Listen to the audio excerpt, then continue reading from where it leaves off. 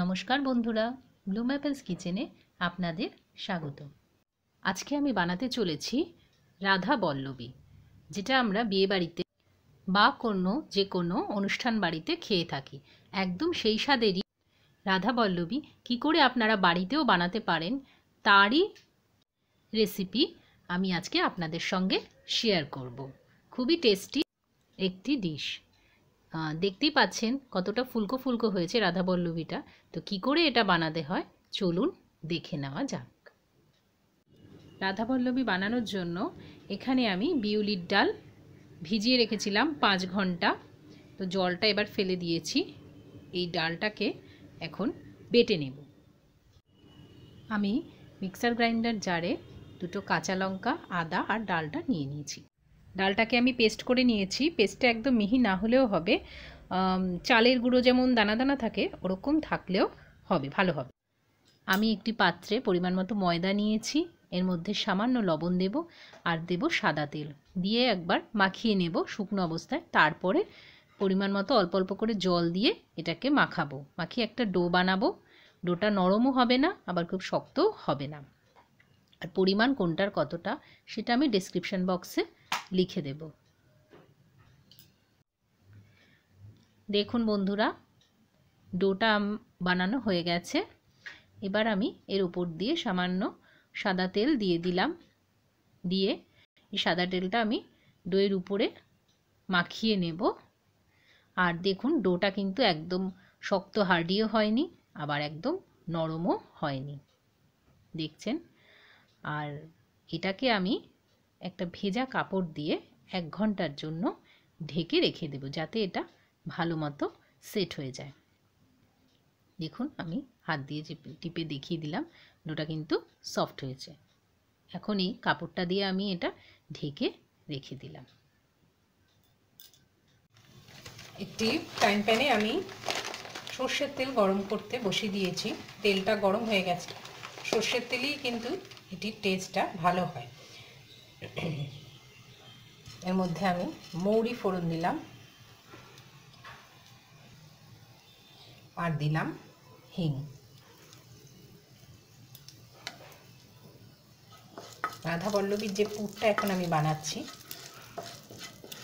সেটা সর্ষের তেলে করলে ফ্লেভারটা অনেক ভালো হয়।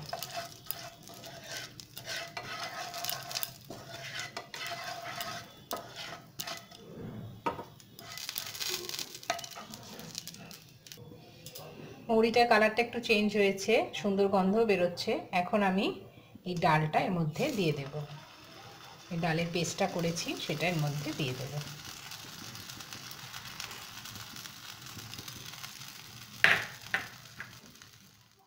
এবার এর মধ্যে আমি দেব পরিমাণ মতো লবণ। লবণটা যেহেতু আমি ডোটার মধ্যেও দিয়েছি তাই বুঝে দিতে হবে। আর দিচ্ছি চিনি, সামান্য চিনি। এবার ভালো করে এটাকে এগুলোর মধ্যে মিক্সড করে নিতে হবে। ফ্লেমটা কিন্তু মিডিয়াম থাকবে। এবার আমি এই ভাজা মশলাটা, পুরটা যে তৈরি করছি পুরের মধ্যে দিয়ে দেব। সমস্ত উপকরণ দিয়ে ভালো করে এটা আমার মেশানো হয়ে গেছে।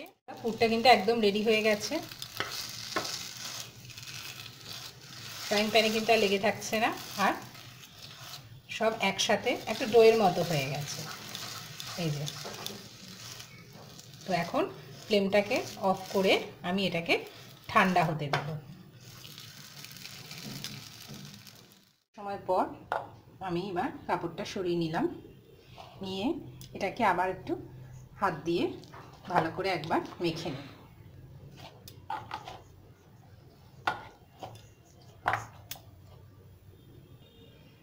এবার আমি ডোটা থেকে ছোট ছোট লেচি করে নেব, তবে লেচির সাইজটা কিন্তু লুচির থেকে একটু বড় হবে।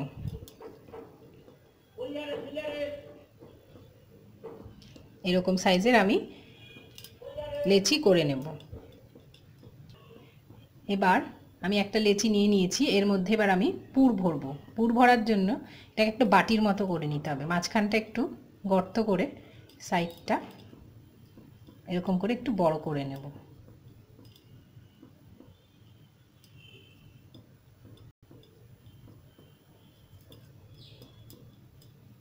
দেখুন একটা বাটির মতো হয়ে গেল।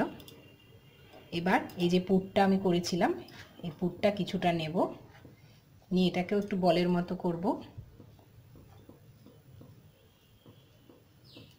এর মধ্যে দিয়ে দেব, দিয়ে এবার এটাকে সাইড দিয়ে টেনে মুখটা বন্ধ করে দেব।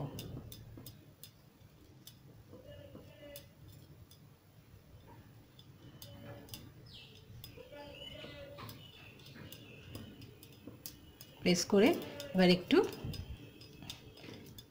গোল শেপ করে নেব হালকা হাতে, যাতে এটা ফেটে বেরিয়ে না যায়।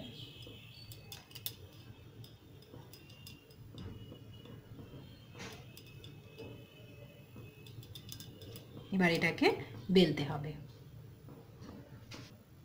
আমি বেলুন চাকিতে তেল মাখিয়ে নিয়েছি, আর এটার মধ্যেও তেল মাখিয়ে নিয়েছি।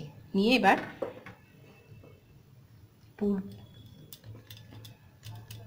এই লেচিটাকে, পুর দেওয়া লেচিটাকে আস্তে আস্তে প্রেস করে একটু ছড়িয়ে নিচ্ছি।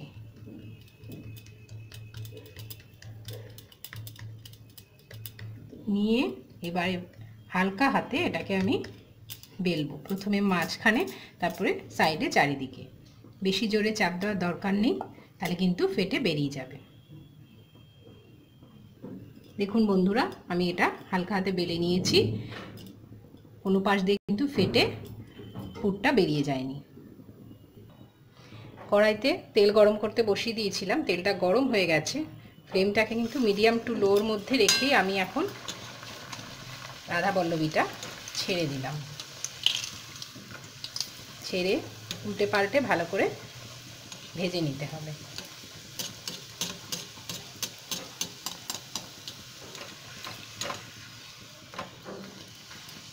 হালকা হাতে একটু চাপ দেবেন, তাহলে দেখুন কি সুন্দর ফুলে গেল।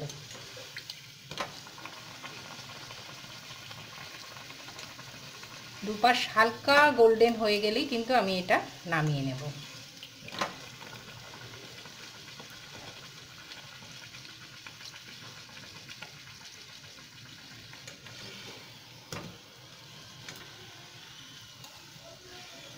দেখুন এই পাশটাও হয়ে গেছে, এ পাশটাও।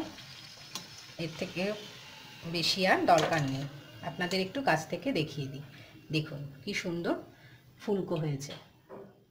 বন্ধুরা, আমি আরেকটিও কিন্তু তেলে ছেড়ে দিয়েছি রাধা বল্লবী।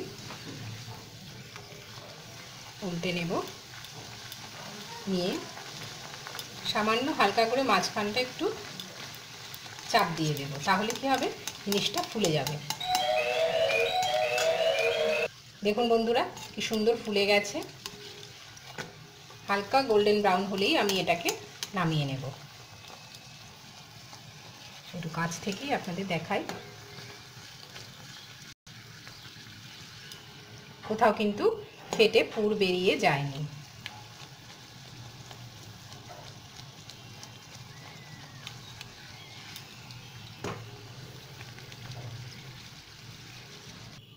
দেখুন আরেকটি রাধা বল্লবীও ভাজা কমপ্লিট হয়ে গেছে, আমি এটাকে তুলে নিয়েছি।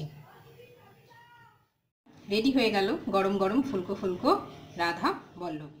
যে কোনো আলুর তরকারি, যেটা কালো জিরা দিয়ে আমরা করি, বা আলুর দমের সঙ্গে খেতে কিন্তু খুবই ভালো লাগে। বিভিন্ন রকম আলুর তরকারি প্রিপারেশান যা লুচির সাথে বা এই রাধা বল্লবীর সাথে খাওয়া যায়, তা কিন্তু আমাদের চ্যানেলে রয়েছে। দেখুন ভেতরের পুরটা আপনাদের দেখিয়ে দিচ্ছি। পুরটা কিন্তু সমানভাবে এর মধ্যে রয়েছে। আপনাদের যদি এই ভিডিওটি ভালো লেগে থাকে তাহলে প্লিজ লাইক করবেন, শেয়ার করবেন, কমেন্টস করবেন। নতুন বন্ধুরা চ্যানেলটিকে সাবস্ক্রাইব করবেন। পরবর্তী আরও নানান রকম ভিডিওস নিয়ে দেখা হবে। নমস্কার।